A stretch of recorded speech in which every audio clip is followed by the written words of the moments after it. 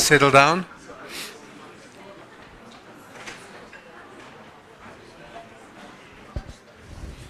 Good morning. I hope you're all recovering from last night. And I hope today's plenary is as entertaining as the music was last night. I'm sure it will be. Two quick housekeeping things.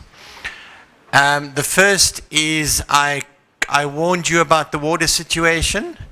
The update is that although the water's cut off, the tanks to this area are still quite full. So things are still working. When they're not, there are portable facilities on this side, just between just by the tent area, the marquee area. And it'll be, we'll let you know when the switchover happens. Secondly, just a reminder, you will be getting a survey about the conference. It's really valuable to us, please, to fill it in. So it'll be short, it'll be quick, it'll be 5 minutes. And of course, one person who fills it in will get a ticket to come next year. So please do so, and we won't check if you said nice thing. The ticket goes to the person who says the rudest thing. No, it doesn't. It's pulled out of a hat. Okay. So thank you very much. Should I introduce you? I can do it. Okay. Can we see the hat, Anton? I'll do it live on the internet.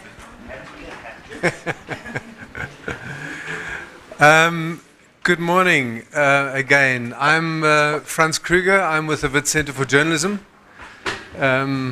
Bonjour. That's about as far as I can go. Bom dia for the Portuguese speakers. Molo. And so on. Yeah, Anton referenced last night. It really was a lot of fun. What will also really stay with me was the Carlos Cardoso lecture earlier.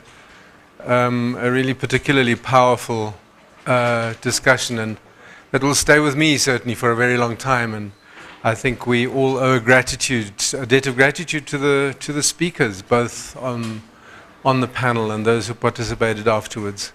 It really was a moment to remember, and I'm very glad we passed that declaration. I hope Angela at some point will tell us what will happen to the declaration about impunity.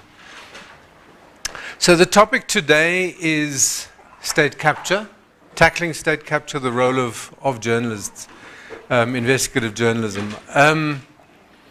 I'll introduce the panel in a moment, who all had important roles in the unfolding story, but it seemed to me that I should at least say one or two things about what we're talking about. I'm very conscious of the fact that a lot of people here are not South African, therefore, some of these stories are a bit remote.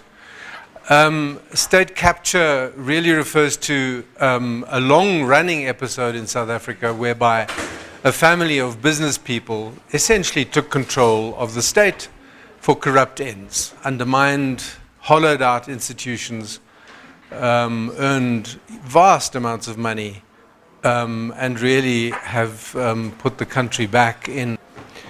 The role of journalists was really important. As we will hear, I think, effectively it was brought to the surface through the work of people, including the panelists and various others. It led to a change in political power, I think one can say, with the end of the Zuma era. It led to an enormous inquiry, the Zondo Commission, which is referenced in the topic, which took a really long time, produced an enormous report. There are images of the president receiving that report, a huge stack of volumes, thousands and thousands of pages of evidence. And just not so long ago, he made an announcement of various steps that he's taking, or that the government is taking in response.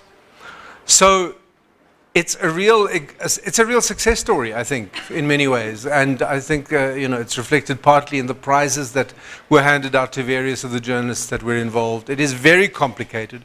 Lots of different organizations and figures and episodes, which I don't think we need to focus on today too much. But I think the moment is right to consider how it all went, to think about the role of journalists, what investigative journalism, what could have perhaps been done better, and what needs to happen going forward, because as we've discovered, the damage that was inflicted was indeed profound. And I think we will live with it for quite some time. Panelists are in the order as they're sitting. Sam Sol, who is managing partner at AmaBhugane.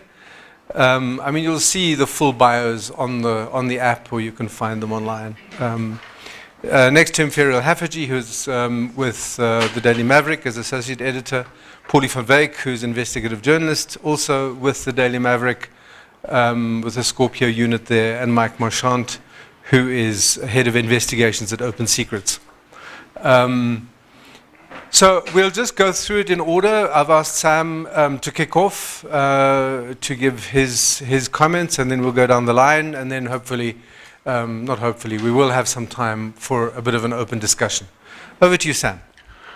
Thanks very much. I think I'm suffering a little from the great hospitality provided by Wits Journalism.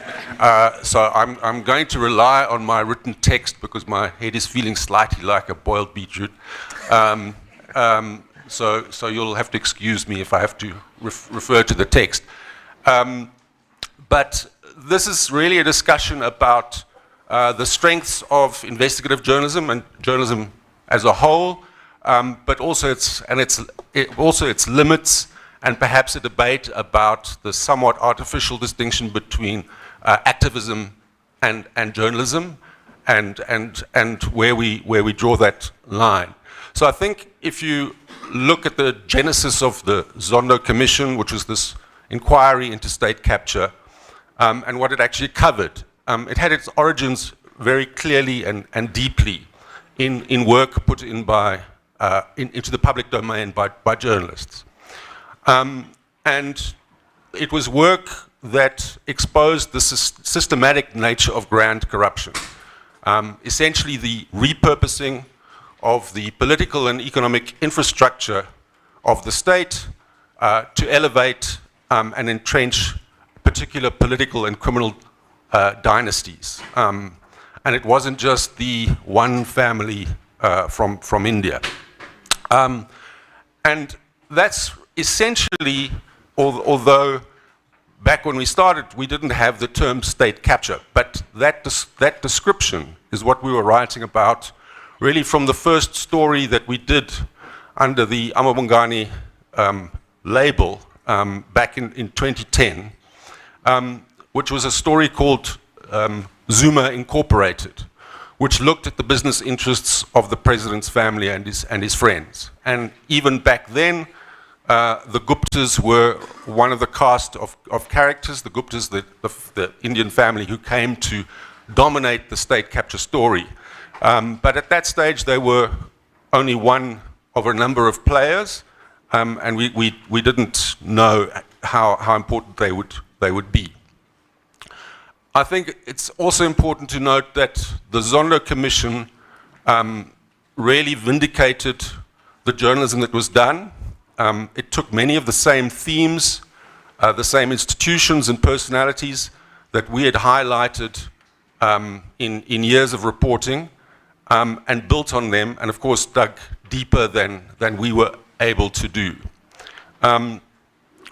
I think one of the frustrations in leading up to the commission in that history is that the media really did its job here. We shouted fire and said the country was burning. But the institutions that were supposed to kind of react to that warning did not. They tried to kind of smother the messenger rather than the flames. In terms of the Zondo Commission itself, and others who covered it more deeply can talk about that, I think the media did a pretty good work a pretty good job of reporting on its work and packaging its drama as it came out, day by day and week by week. What I don't think the Commission or the media have got quite to grips with is understanding and communicating the depth of institutional damage that was done. I don't think we understand now, and the public doesn't understand, how thin and stony is the remaining soil in which we have to try and regrow our democracy after the extended tsunami of state capture. State capture literally remade the state from top to bottom in the image of Jacob Zuma. Backward, venal, corrupt, incompetent, obsessed with patrimonial power and personal survival.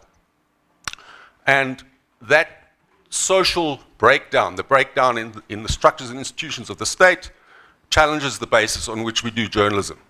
And it challenges the divide between journalism and activism, because the dysfunction of the state and the democracy, and also now the chaotic populist media landscape that we all inhabit, means that the traditional links between media exposure of wrongdoing and incompetence and the emergence of consequences, the imposition of legal, reputational, and political pain, which is what we want to achieve, those consequential links are damaged, broken.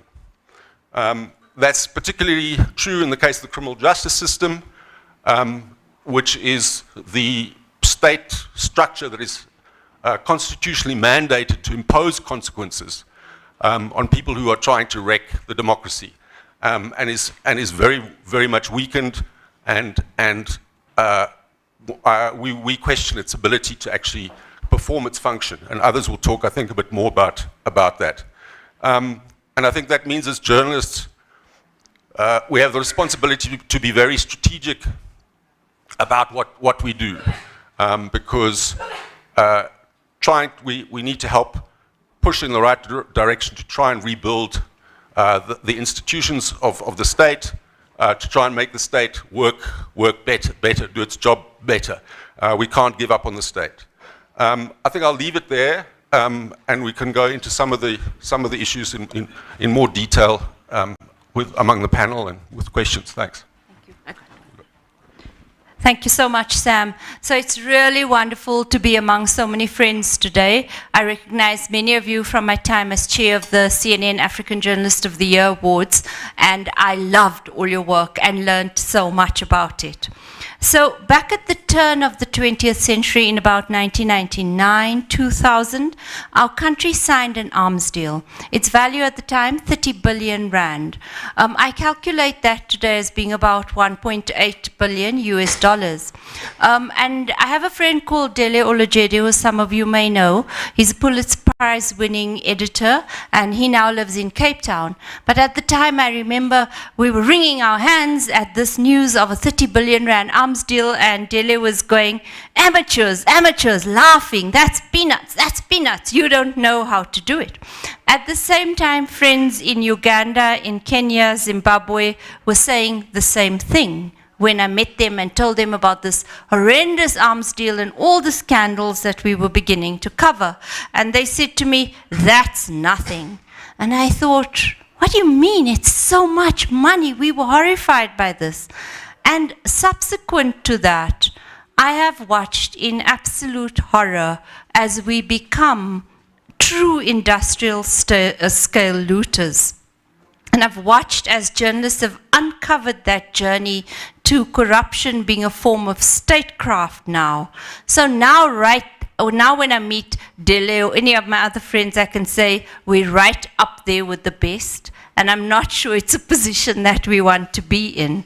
It's truly industrial scale. So I've written a book on the Zondo Commission. It's called The Days of Zondo. Thank you, Karen. And I have a copy here for the first question asked.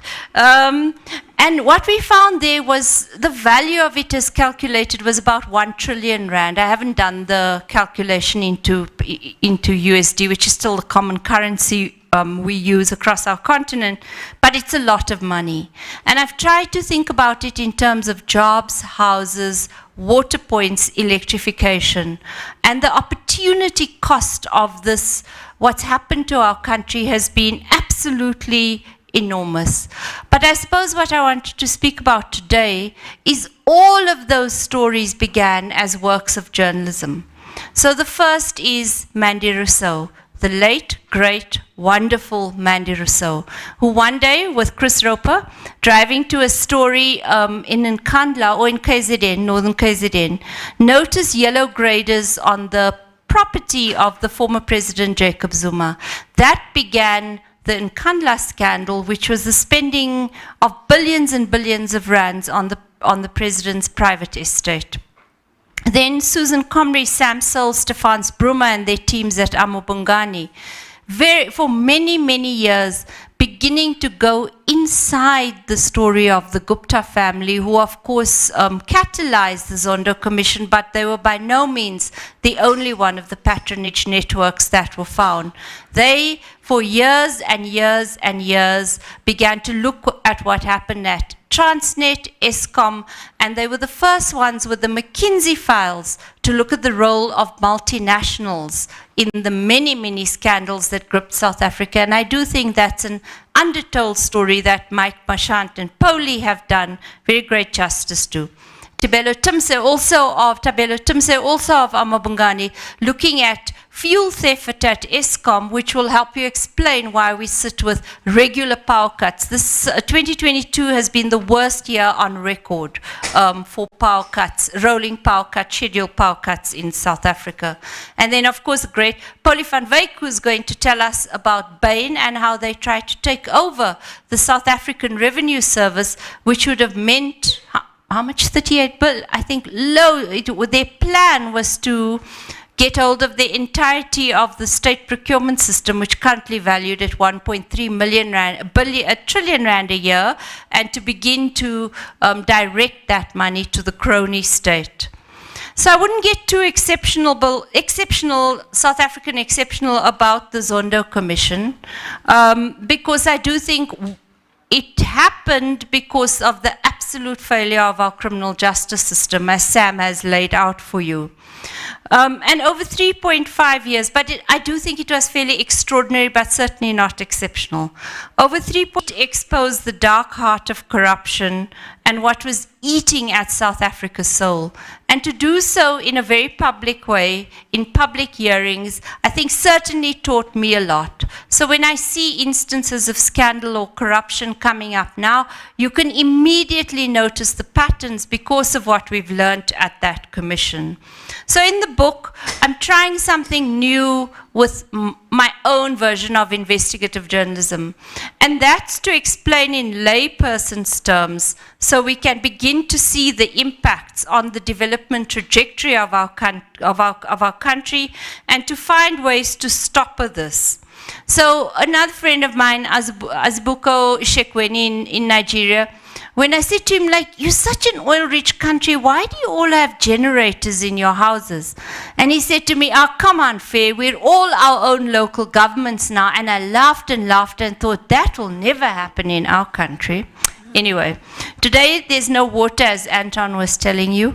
One of the most popular stories we've written recently has been how to get off the Eskom grid, teaching people how to go solar, how to reduce their dependence on state-delivered electricity. I'm about to do the same thing with water, because when we asked our audience at Daily Maverick if you've ever experienced recent water cuts, over half of them had. So the same thing that happened to our electricity is happening to our water. And these are not because of water shortages. It is, if you look at it, because of corruption. Basically because people want water tanker contracts and haven't invested in maintenance of our water systems, also the result of putting underqualified cadres into positions, you're having the exact problem now. I also found that people really want to hear about the bling. They want to know, where does the money go? So in the book, I try to create graphics which shows exactly what our money was spent on. And the reason for that is I want to try and trigger a deep unhappiness and public opprobrium at what happened. In fact, I also found that the opposite happened. Many of the middle people, middle men, it mostly men, who had been responsible for misspending or stealing billions of rands, in fact, on social media are regarded as quite the guys, eh?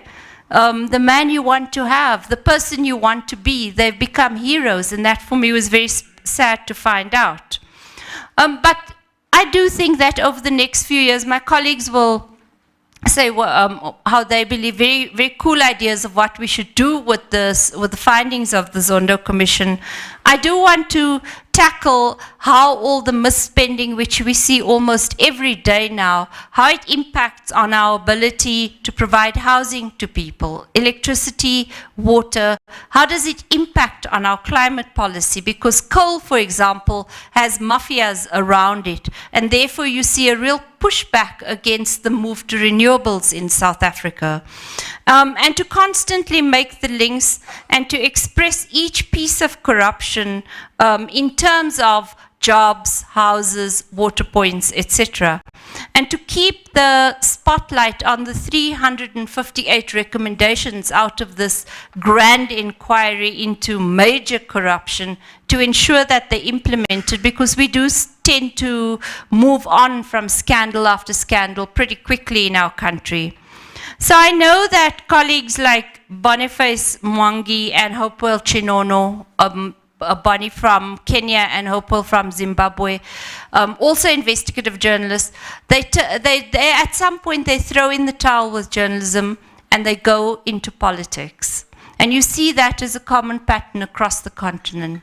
For me, I do believe that's not a pattern that will be impactful, that in fact we need to bolster and strengthen the ranks of investigative journalism, and like Sam has outlined, to build closer and closer links with civil society and to use the courts more often. So the South African experience is one I really learned from. That being a watchdog against life-sapping corruption often begins with a great piece of journalism, and that it's often done by people like you, and I hope that we'll all stay the course. Thank you very much.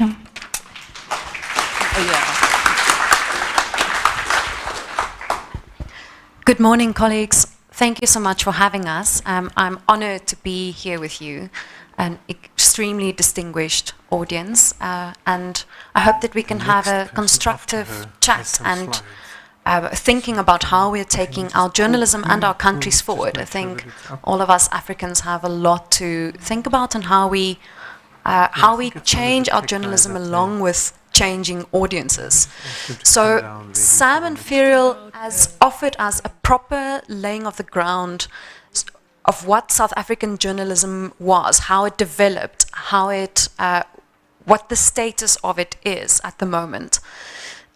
So South African journalism, as you see, was sort of, one can categorize it as a watchdog journalism, where efforts were focused on spotlighting the wrongdoing.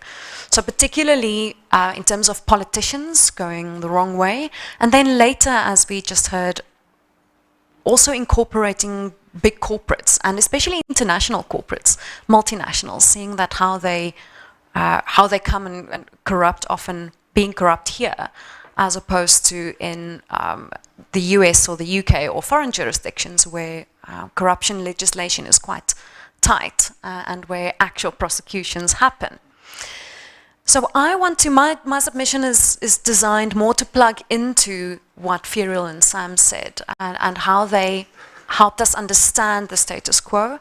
I'd like to take us forward and see, just look at two strands of ideas that Daily Maverick has come up with. Like, how do we think about journalism now in an age where every academic study and our figures show that audiences feel removed from us? How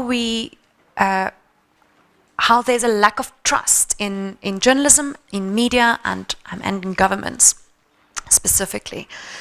and where everyone is almost a journalist with a handheld phone and a snap and all sorts of social media apps.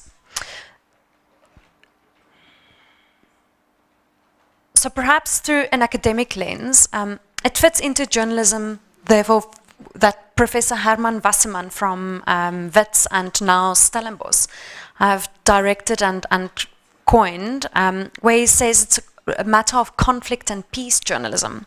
So where they shed the light on structural and cultural causes of violence as they impact upon the lives of people in conflict arena as part of the explanation for violence. So how do we take ourselves from the trauma that every country in Africa has certainly had in one part and in one part of our history, and how do we move ourselves forward?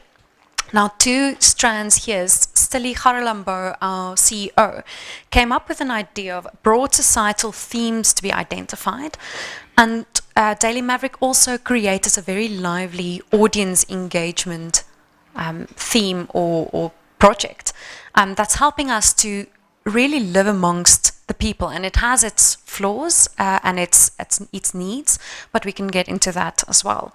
So firstly, the themes that Daily Maverick, after long consultations with civil society, with its journalists and with its readers, came up with are safety and belonging, the age of accountability, learning and job creation, and a sustainable life. So how do we create stories within these four themes would be an example of what Ferial just mentioned, as how do we live with a failing Eskom? We could really see that these stories filled a need and filled an educational need as well of how people should live and want to live. I think all of us in South Africa really do. The people that's staying is we love our country and we want to make it work, but how do we make it work?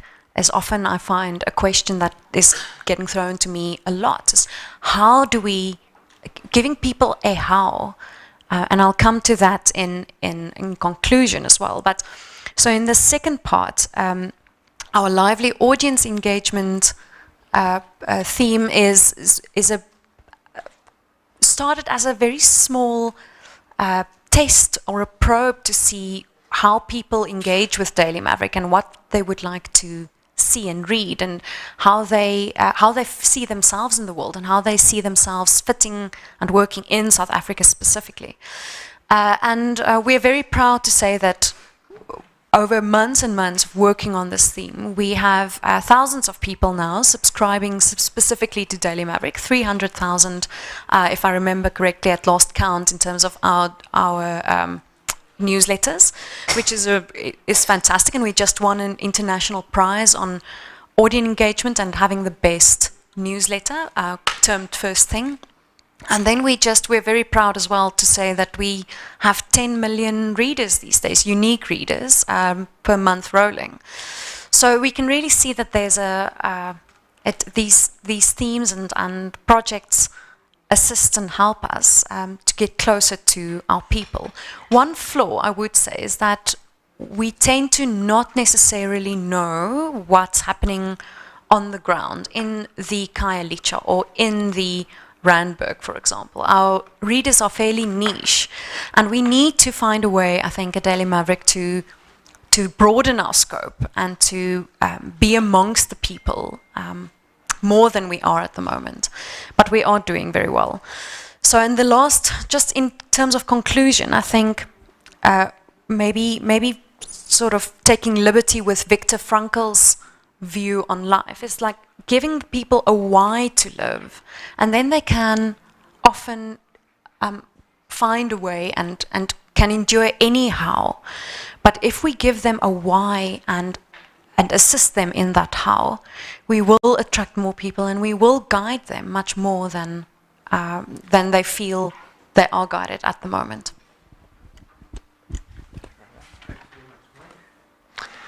Yeah, thanks so much. So I have a presentation and I don't know how to get it up on the screen. Thanks.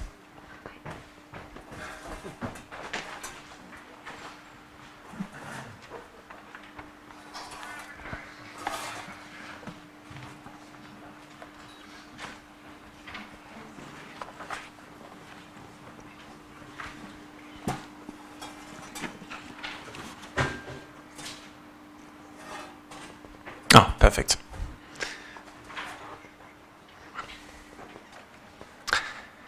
Yeah, so thanks so much, everyone, and thank you very much for having me here this morning. So I'm... Perfect, thanks so much. So I'm really going to speak, or try and speak to the core of one of the things that was in the description for today's chat, which is, does it go beyond reporting in relation to state capture?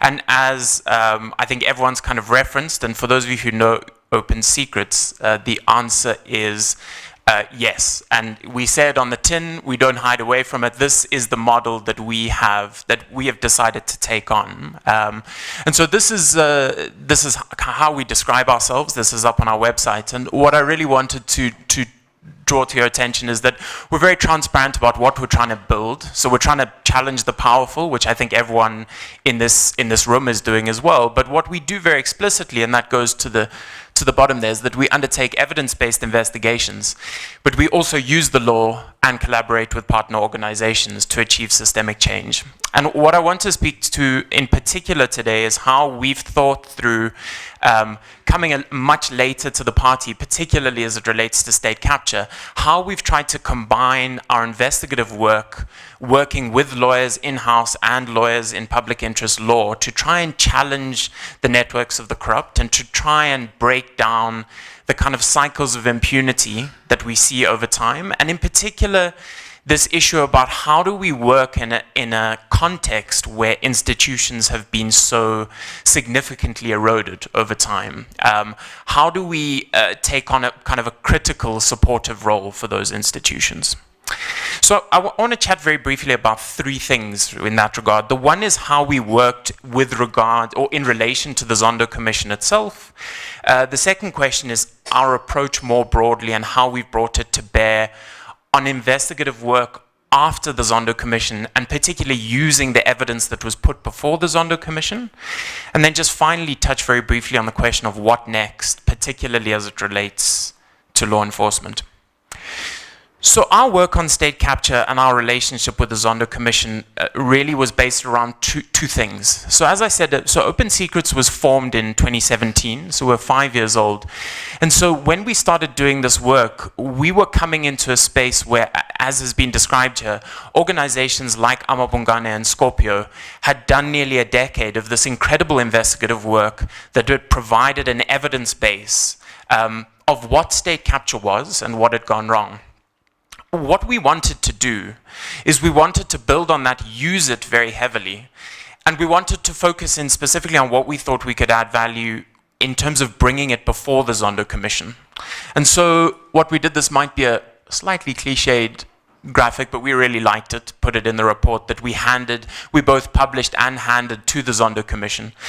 And for us, we said, look, there is 7 or 8 years of investigative work, plus the investigative work that Open Secrets was doing with Shadow World Investigations and Paul Holden, that shows that there was a systemic role for particularly the professional enablers in state capture, the big 4 banks in South Africa, as well as global banks like HSBC, Bain and McKinsey, the global management consultants, and of course, almost every audit firm under the sun involved in various ways at Eskom and South African Airways and other places. And so what we did is we brought together the work that had been done by others as well as our investigation, and we packaged it into a piece of analysis, handed it to the Zondo Commission and said, you need to deal with these issues, because if you don't deal with them, you're going to have left a kind of bedrock of state capture untouched, and it's going to be a huge gap of the work. I think there were many gaps in the way the Commission dealt with that, but I think there were hits and misses. They did many things well in this regard, and there were some things that were missed. Yeah, Santon, not far from here, where most of those people work and insulate themselves from many of the consequences of state capture.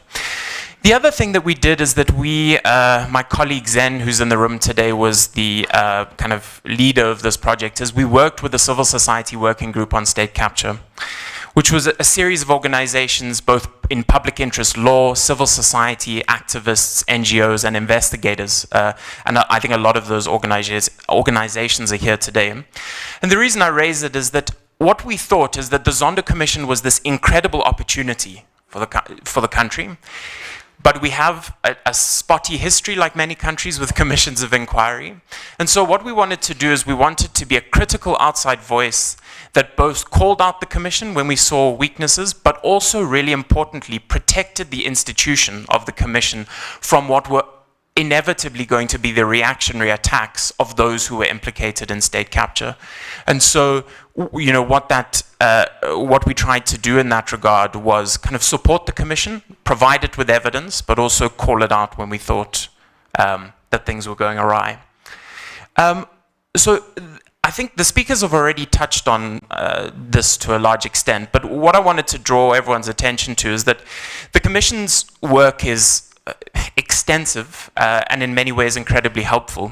I think one of the great risks is that we now have 5,500 pages that's handed to the President and handed to Parliament that implicates over 1,400 individuals and corporations. And in most of those instances, there is a recommendation for investigation and prosecution. And so when the Commission was doing its work, you know, what we have decided to do, and this is when I'm going to get to the model that Open Secrets uses, is that the reality, and this goes back to the framing point that Sam made that I think is so helpful for us, is that the traditional link between publication and consequences for these actors has been so severely eroded because of the inability of institutions to do this work. And so what we've done in this context is two things. So is the prosecutor and the police up to this task? I think we would argue both yes and no. There's been some progress, but there's a huge amount still to do. And so we've worked on 2 publications on state capture since the Zondo Commission has been operating, and we published just as it was handing in its final reports. And we drew very heavily on the evidence that had been gathered by journalists and whistleblowers and was put before the Commission. So we were finding some new evidence, but again, largely working with an existing evidence base. But very, very deliberately, we were identifying individuals and corporations that we believe should be held criminally or civilly liable. And we were working on a dual process. We were working with lawyers in-house and externally to understand the threshold for legal accountability or asset forfeiture, and we were then preparing together at the same time publications such as this, and then we were also out of that drawing out legal work that we could hand to law enforcement and to regulatory authorities. And one of the things I do want to mention here is that we will speak largely about the prosecuting authority and the police. But for us, given our focus on the professional enablers, a huge part of what is wrong with the system is the failure of regulatory bodies in the private sector. The Independent Regulatory Board for Auditors, almost completely toothless. The Legal Practice Council in South Africa does not hold lawyers accountable in the corporate and other sectors for malfeasance. Many of those institutions will not take up an investigation unless you bring it to their attention. And so our strategy has been to prepare dockets of evidence, whether it's about assets to hand over to an asset forfeiture unit, or profiles of what we think are errant lawyers and auditors, and go to those regulatory bodies and say, here's the evidence, and then very publicly work with the campaigns unit to follow up on why, if there's no action, why is there no action? And then the last thing I'll speak about, because I probably might have gone over time already, is this question about, is law enforcement up to it? And my colleague Raisa Patha is also in the room today, and she led on this investigation. She was the lead author. But one of the things that Sam said is that, law enforcement was such a fundamental part of the state capture project, eroding the institutions capable of holding people to account. And it was so interesting, Ferial, that you started with the discussion of the arms deal, because of course the erosion of our law enforcement institutions long predates this iteration of state capture. In many ways, it does date back to the European arms companies who wanted to guarantee impunity for the bribes they paid in the arms deal.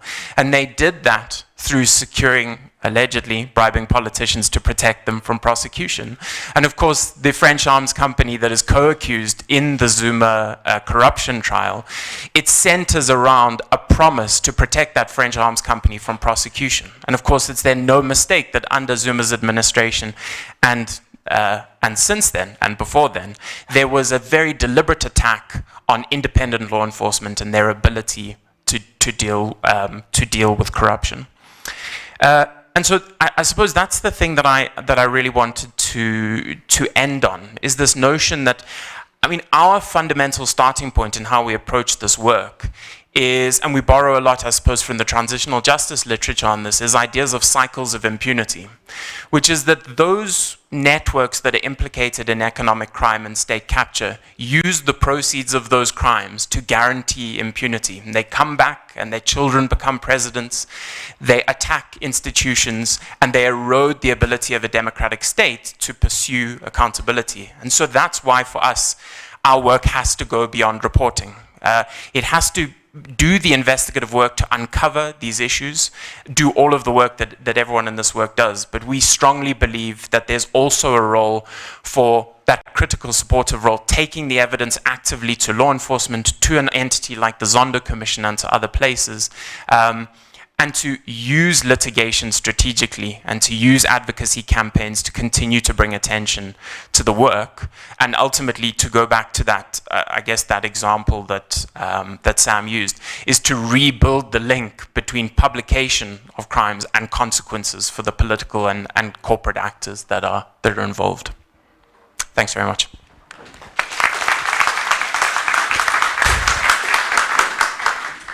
Thank you so much. So much rich material to talk about. And I'd like to invite everybody into the discussion to raise points and ask questions. I mean, for me, what stands out is firstly this point that you all made, I think, is that we're dealing with a systemic problem here, right? It's not that what we're interested in is these particular cases, but they are illustrations, or they are the illustrations or the manifestations of a systemic issue. And Ferial makes the point that these things have real impact on service delivery, on ordinary people.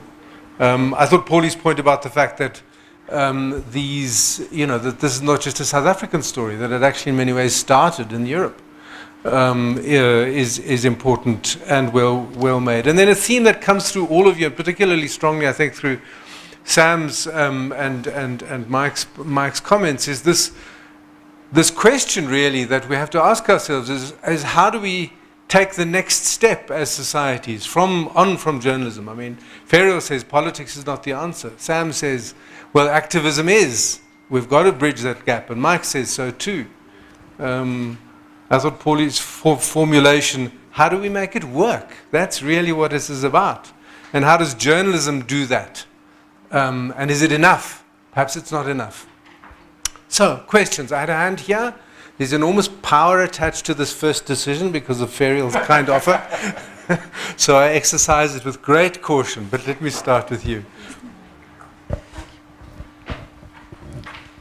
Thank you. So I will win the book and the ticket. Good morning. My name is Haruna from Nigeria. Listening to you guys talk about the monumental corruption in the continent, particularly when it comes to arms deal, we all have our own, experiences in our different countries. But here is my worry. Most of the times our leaders loot resources and take them to Switzerland or the global north, right? So they steal from our national treasury, store those wealth in the West. But reports after reports, churned out by different organizations yearly, will say, okay, Nigeria, Ghana, Zimbabwe, name them. They rank first, second, third most corrupt destinations on earth. We don't see journalists, particularly in the global north, helping us to aggressively hold those countries to account who help our leaders store those wealth. Most of the times, the argument is that African countries are the most corrupt countries on earth. But our leaders still, you help them store the wealth, yet you are not corrupt. Do you think it's important for us to collaborate, journalists in the continent and those in the global north, to help shape the narratives in a way that will equally hold those guys up there accountable? Because it's important for all of us. Most of the times I get the opportunity to talk to journalists in the West, I do tell them that you either help us do that or we'll continue to migrate and occupy your street. And you have seen that in the kind of, the magnitude of people migrating from Africa to Europe and other countries. It's important we do that. So the point is, I think in our effort to blend journalism and advocacy, we have to consistently engage journalists in the West and other civil society organizations to equally call those guys there, hold them to account, and name them, shame them. It's important we do that. Thank you.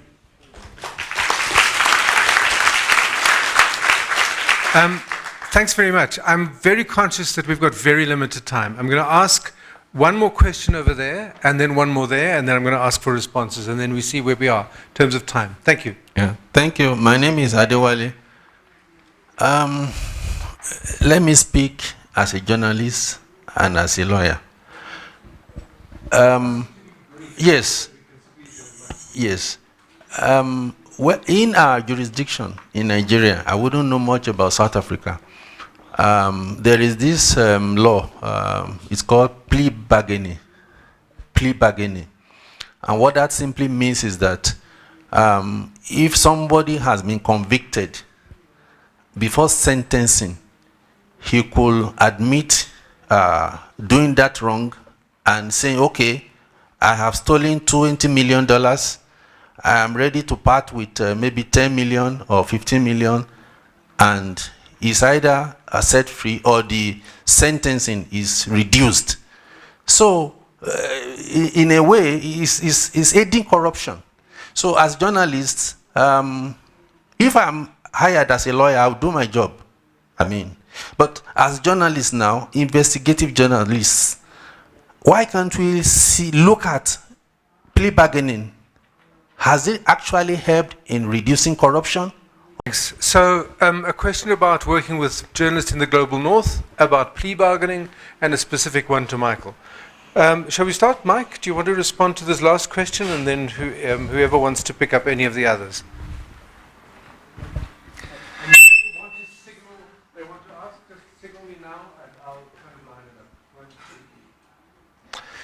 Yeah, so it's a good question. It's quite difficult to find out. So there was I think, from my understanding, it's the first time they've ever done this. Earlier this year, the National Prosecuting Authority published a list of all mutual legal assistance requests, both given and received, which was really interesting. And it was like, well, this would be fantastic to get this twice a year, so we knew what was happening. And there was clearly some evidence that some things were moving. So on the Prasa case, for example, the Prasa case in South Africa, the famous corruption case where trains were delivered that fundamentally didn't work, and there was a German rail company with a Spanish subsidiary. And there is evidence, for example, that the Spanish have actively sought out mutual legal assistance. And so I think there's a lot of space there for collaboration. I think, just maybe to go back to that first question, where the greater difficulty is are you going to receive mutual legal assistance from the more obvious secrecy jurisdictions and tax havens where a lot of the money ends up? And what we're seeing right now play out is this, I suppose, quite interesting case of the Gupta extradition in that case, from a jurisdiction who you normally wouldn't potentially expect the amount of legal aid. But of course, there's an open question as to how much that's being tied to the provision of financial records that would be required for a successful prosecution. And I think that's an open question. While I have the mic, can I just say one thing on the question that came from that side of the room? Just something else that we've been very concerned about in South Africa is that the Zondo Commission actually, and there's a lot of people who like this idea, have actually argued for the introduction of deferred prosecution agreements in South African law, which they're not currently codified, modeled on the experience of largely, I think, the United States and the United Kingdom. There are a lot of compelling arguments for why deferred prosecution agreements, particularly for big corporations, could be a way to get a level of accountability that otherwise wouldn't be possible. However, I think there's an equally strong argument, to go back to what the first person said, is that deferred prosecution agreements in the UK and the US entrench a pay-for-play system where there's no genuine accountability. And so I think that issue around how we deal with prosecutions, plea bargains, deferred prosecutions is going to be a huge issue in South Africa over the next few years as the MPA opens more and more cases and people look for ways out.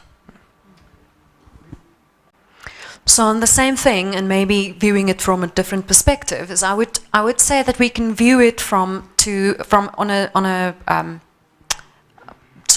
different views. So the one would be an example of VBS Mutual Bank. It's a bank in South Africa that was stolen into insolvency by its own managers and politicians and people outside of the bank, and money was funneled out, and the money was actually owed to the very vulnerable people in the north of South Africa. But there was a sort of a plea bargain struck with the financial officer, the CFO of the company, or of the bank.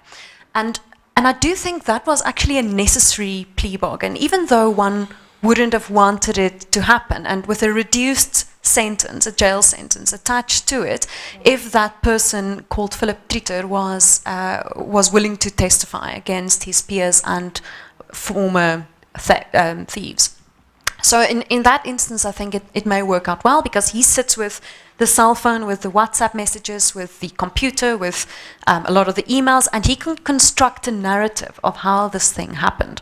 But on the other end of the spectrum, there's an example back in South Africa's history of Mikey Schulz and Jackie Salibi. And I think Sam and Ferial lived through that period much more than I did as a working journalist, and they can perhaps shed more light on that. But I always questioned that kind of a plea bargain, where the actual killers in a broader investigation was let off very lightly in order to get to what was probably viewed as the fat spider in the middle of the net. And on one hand, one can justify it, I guess, but on the other, I think two or three killers were let off the hook. And I always questioned that. So I think it's a good point to make, and it's every case by case basis, I think, needs to be evaluated, and then maybe there needs to be a thorough theoretical and almost an academic review of a decision by the NPA. But that then comes in with what the panel has just discussed, is how we ensure that the NPA can do their work properly. Thank you, Paul. So I'd like to answer your question. Last week there was a massive case where one of the instances of Eskom, the power generator corruption, was in court. All the headlines were about this truly atrocious chap we call the tweeting engineer, who was a former Eskom executive, and he was at the heart of the story. In fact, the biggest story there was ABB, a Swedish-Swiss multinational, which had paid these massive bribes. And because they have such big budgets for spin doctors, expensive lawyers and the like, they almost get let off scot-free. So you see almost the same thing happening with McKinsey, but a great example of how to ensure that doesn't happen is Pauli's story on Bain and the Revenue Service.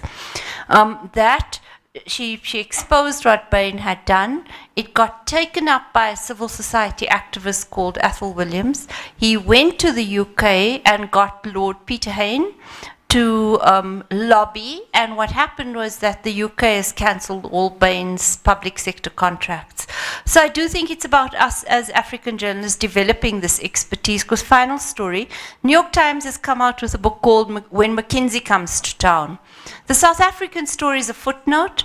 They've got the amount of corruption here wrong by a multiple of 100. And I really got the sense reading it that they hadn't done the work here, that for them all that mattered was the corruption in the US. And I think we need to develop our own expertise. Huh? Yeah, so I think I'm very definitely against plea bargains with companies, because I think in a way that's built into the way they operate. If you look at some of the multinationals who were involved here, you get a manager or two who takes the fall, but the next generation of people come along and do exactly the same thing. People pay fines, etc. But the way of operating doesn't change. Against that, I think in relation to the kind of the distinction between the global north and the south and the hypocrisy that exists. In terms of state capture, I think we did pretty well. You know, a lot of big multinationals paid back the money they'd earned. They took quite significant reputational hits, etc. What we haven't seen is the Chinese companies, who were the worst offenders in this whole thing, take any responsibility, take any any steps, be put under any kind of accountability by their own government. I tried to troll the Chinese ambassador here to kind of try to elicit a response, but you know, so the relationships between the rich and the poor, there is a kind of shamelessness there that I think we do need to build solidarity from south to north, from rich to poor, to kind of attack that shamelessness that exists. Thanks. We're practically out of time, but there was a question here and there, and I think that's going to have to be the last, unless somebody has a very burning issue. Okay, let me ask you. Thank you very much. I'm Lerado from Lesotho.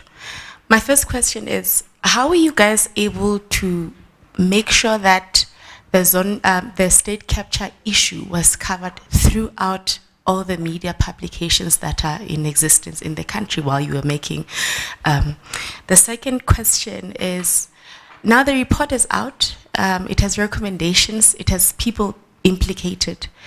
Are you going to move forward, or what exactly is it going to happen now to see that the implicated people are brought to book and actually something happens, especially in light of what you Sam said, that the justice system is sluggish and the NPA and Hawks have individuals who are delaying cases? Thank you. Thanks. Can I ask you to pass the microphone row by row back to the gentleman over there? Thanks very much. Thank you very much. Nick at Finance Uncovered, we operate in the UK and kind of act as, in a way, kind of mentors to journalists in the Southern Hemisphere, and try and also place stories in the Northern Hemisphere. To go to the point of the gentleman, there is a tremendous appetite for news stories showcasing corruption and the laundering of that money in the North. In fact, Open Society Foundation recently, after the Pandora Papers last autumn, the head, Mark Malek Brown, he initiated a new fund to try and get UK anti-corruption organisations to focus on closing down London as an illicit finance hub. Obviously, that's a massively ambitious goal, but you've got organisations like Transparency International UK, Spotlight Against Corruption, various other journalistic organisations trying to showcase how London is a hub for illicit finance. So it is kind of interest. So it's about making those connections, finding those stories that can actually showcase where that cash is being laundered, which regulators, which banks and property agents, developers are taking that cash. Second point I'd just like to make is that maybe there should be a new NGO or a news service called Spine to get regulators or professional bodies to actually act with aggression against their members, just putting it out there as a thing. And finally, I think the work that you guys have done is just so amazing. And when you think about what happened in Afghanistan, for instance, the hollowed out state, it just shows you how important journalism and civil society is. So, top stuff. Thanks very much. I'd like to ask each of you just to take 30 seconds to round up. I think Nick's were more points, right? But there were two questions here from Lesotho that perhaps you'd like to pick up. Let's start with you. Okay, I think, yes, the challenge now is to follow the implementation of those recommendations, those prosecutions, to check what has actually been, what is being done. I think part of that is to focus a lot more critically on the institutions, the state institutions, but also the regulatory institutions that are supposed to take the next steps, because There's been a lot of kind of PR about the NPA, and people have been arrested, but it's easy to arrest people. It's not that easy to convict them. And I think especially the Hawks, which is our kind of FBI sort of specialized agency, and the NPA, those institutions were not just besieged like our Treasury, they were captured. And I don't think those institutions have reckoned with what happened. They haven't looked inside themselves and looked at the individuals who were involved and really had a reckoning about how they were hollowed out. Thanks. Thanks. Ferial, 30 seconds. How did the stories appear in all the media? I think that was the first question. So the judge was rigorous in his keeping every single session open. Even where people testified in camera, they were off location, but you could hear their voices, even if it used a voice recognition disguise systems. And that really kept the country on the edge of its seat. So it was a mark of transparency and a partnership with the media. He told us off big time when people were trying to treat the commission as scoops and getting leaked information, and I think people respected it. But just to say, we've started a beat at Daily Maverick called Age of Accountability, which is to watch all the cases and the recommendations of the commission. Great. Thanks. Pauli. There's a body, an international money laundering watchdog called Financial Action Task Force, FATF, and they look at governments and how they can keep the financial system clear of money laundering, essentially. And there's a peer review attached to that body. So I do think that will be a helpful solution if we use something like the ICIJ and OCCRP to start connecting much more than we already do, but also with a goal in mind of connecting ourselves. Because I'm thinking of all our stories, there's an international component to it, and we often trace the money to Mauritius or to Dubai or to some foreign jurisdiction. But we also see from our Congo colleagues, we've heard horrific stories this weekend of how our colleagues there, their forests are being cut out, and they don't know who it is. It's some or other international company, but it's so secretive, and it's protected by violence. And if you can investigate that, and you can get international help with how to investigate it and following the money, because the government there is involved as well, which makes it infinitely harder. Those kind of stories we all need help with, and perhaps a node created at OCCRP or ICIJ might be very helpful and can help our continent specifically, because I completely agree with every word you say. Thanks. Mike, 30 seconds. Yeah, so on that question about keeping track, Open Secrets is in the beginning stages of building what we want to call an accountability tracker, which is basically a live interactive site that counts down the time since the prosecuting authority or Hawks said they were investigating something until it gets to court, or since someone was arrested until they're given a charge sheet, which often takes a long time. And I think, just to echo what Sam said, I think there's a lot of space to consider strategic interventions, whether it's litigation or other things, around law enforcement, and particularly around the prosecuting authority, to compel them to build the institution better and also confirm what their policies are. Our prosecuting authority took money from Steinhoff for the investigation into Steinhoff. It then promised it would come up with a policy on accepting private sector funding, and I still don't think that's finalized. Also, to my knowledge, the National Prosecuting Authority doesn't have any clear policy on how much time is a reasonable time to make a decision, which is why it can be 7-8 years between getting information and not declining to prosecute, just never deciding whether it will or won't, and it just perpetually in the ether. And so those two things combined, I think, would help track the implementation of recommendations and prosecutions. Thanks so much. What a fascinating session. We could have gone on for hours, I think, but there will be other opportunities to raise these issues and pursue the discussion. I want to thank my panelists. It's been most fascinating. The next session is in 5 minutes, so we'd better not tarry. But Anton has a quick announcement of some sort. Just two quick program alerts. For those who enjoyed the AI session, the plenary yesterday, and have a particular interest, there is, in a sense, a follow-up next door now in 10 minutes. But it's about reporting on AI. It's by an AP person whose job is to report on AI, and there's lots of interesting stuff about it to watch, so I'm alerting you to that. Then flash sessions at this afternoon, the early session this afternoon. Those are sessions where people who couldn't make the main program get 5 minutes to make a pitch, tell a story, share an idea, something like that. It's quick, it's packed, and I just alert you to that. Thank you. I think we should give the panel a round of applause. It was my oversight.